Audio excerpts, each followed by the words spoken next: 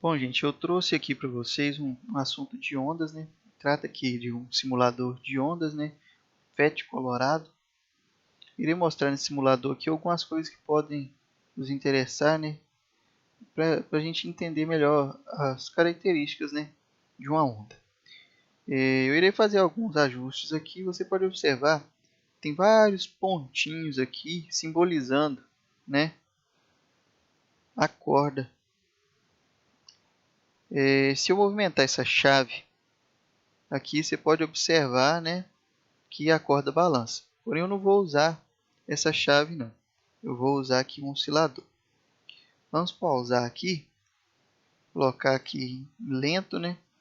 Deixarei primeiramente essa corda aqui infinita, para não deixar aqui essa ponta presa. Vou mostrar uma coisa aqui primeiro, né? Vamos lá, dá play. Repare aqui o seguinte, eu tenho um movimento aqui ondulatório, que é associado a um movimento aqui circular. Então, a primeira coisa que você pode reparar é que o movimento de uma onda tem muito a ver mecanicamente com o movimento circular. Muitas coisas que a gente estuda, né, no movimento circular pode ser diretamente associado ao movimento ondulatório. Eu não vou fazer isso agora, mas é uma coisa que dá para ser usada aqui. Voltando aqui para os controles, né, podemos observar que há aqui um amortecimento. Vamos pausar aqui. Está vendo aqui a onda tem uma amplitude, né, grande, aqui por sinal. Então, o primeiro conceito que eu vou falar aqui para vocês é de amplitude. Amplitude é o quanto a oscilação aqui está subindo e descendo em relação a esse eixo, né, de equilíbrio, essa linha pontilhada aqui. O quanto a corda, né, afasta desse eixo de equilíbrio. Então, a gente começa com uma amplitude grande no início aqui, e ela vai diminuindo, certo? Isso acontece na realidade quando a corda é uma corda real e a onda vai perdendo energia ao longo da sua propagação. Então, para fins didáticos aqui, para eu passar para vocês o que me interessa, né, mostrar, eu vou fazer um amortecimento aqui igual a zero. É a mesma situação daquelas situações mecânicas que fala assim, elimine o atrito. A gente sabe que na realidade tem atrito, mas quando você elimina o atrito, você simplifica, né, a descrição do movimento. Você vai reparar aqui que a amplitude vai se manter. Então, a mesma amplitude que eu tenho para cima, eu tenho para baixo. Amplitude é o quanto a corda, né, está se distanciando do eixo aqui de equilíbrio. O segundo conceito que eu vou falar com vocês aqui é o da frequência. Aí tá tudo a ver com o movimento circular. Tá vendo que tem uma marcação aqui nessa rodinha? Ela vai dando voltas e essas voltas estão associadas com o sobe e desce, né, da haste. Vamos visualizar isso aqui. Se a gente aumentar a frequência, vocês podem observar que ela fica mais rápida com o sobe e desce, né, da haste ali, do pontinho inicial ali. E se eu diminuir a frequência, você pode observar que está associado também e ela vai diminuir o sobe e desce, né, a velocidade do sobe e desce ali daquela haste. Repare também que a alteração, né, da frequência ela muda totalmente o perfil da onda. Se eu aumento a frequência, as ondas ficam mais curtas, né? E se eu diminuo a frequência, as ondas ficam mais extensas.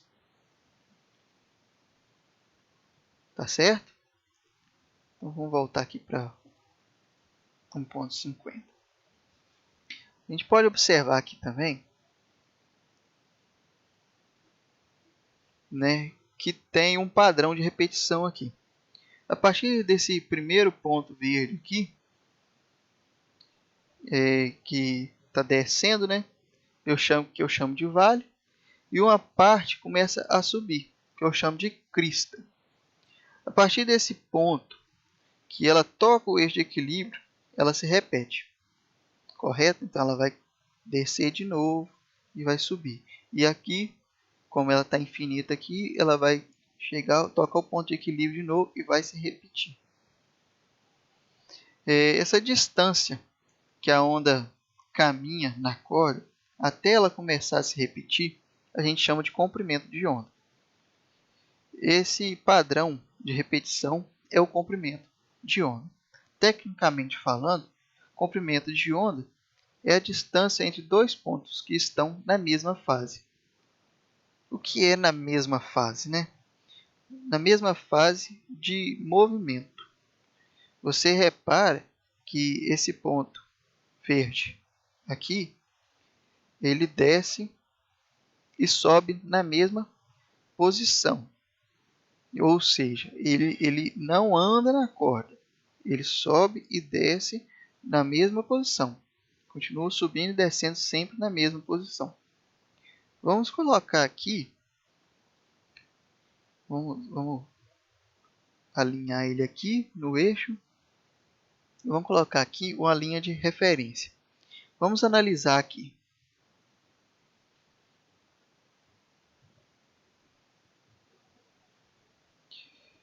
Qual ponto aqui está subindo junto com o primeiro ponto aqui? A gente vai olhar aqui qual que está subindo. É essa aqui, a terceira bolinha aqui, né, depois da verdinha.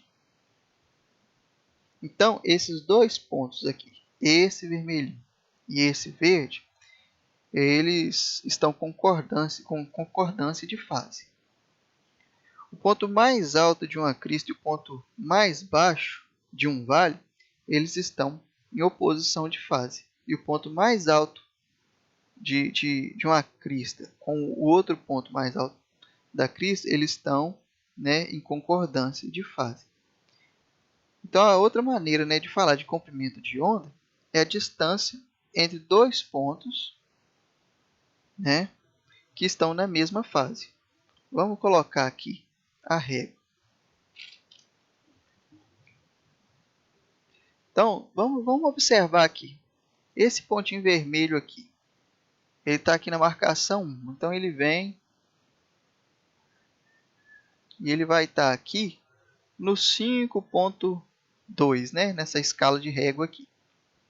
Então, a gente pode observar que ele andou 4.2, correto? Então, se eu pego esse ponto aqui que está tocando o eixo, que ele está em 0, você pode observar que ele está aqui, ó, o mesmo comprimento. Vou falar aqui 4.2, que aqui também não pegou certinho em cima do 4.2. Então, a gente pode observar que a gente consegue medir o comprimento de onda em qualquer ponto desse aqui, sendo que a gente pegue dois pontos que estão na mesma fase, ou seja, dois pontos que estejam subindo na mesma fase ou descendo na mesma fase. Eles têm que estar na mesma fase, com concordância de fase, não em oposição de fase. Correto? Vou limpar isso aqui, né? A frequência tem a ver com a velocidade que a rodinha, né, roda aqui. Ela é o mesmo número de voltas que a rodinha aqui dá por unidade de tempo. Quer ver? Vamos colocar aqui. Se a minha unidade de tempo aqui for... Por exemplo, se minha unidade de tempo for 1 segundo e minha frequência está medida em Hz, né? Então, se eu dou play aqui e coloco, né, na frequência de 1 Hz, ela vai dar, essa rodinha vai dar uma volta por segundo, correto? Podem observar que ela vai dar uma volta por segundo. Se eu colocar aqui, e vamos observar aqui também, gente, vou alinhar aqui ela no eixo de equilíbrio.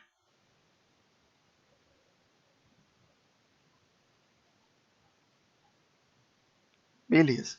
A frequência aqui está em 1 Hz. Então, aqui eu tenho um comprimento de onda nesse desenho meu aqui. Correto? Essa bolinha aqui, ela está subindo, né? Igual a daqui. Então, elas estão em concordância de fase aqui.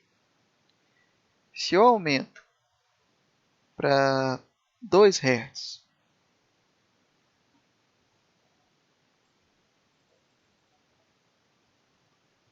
vamos ver o que acontece.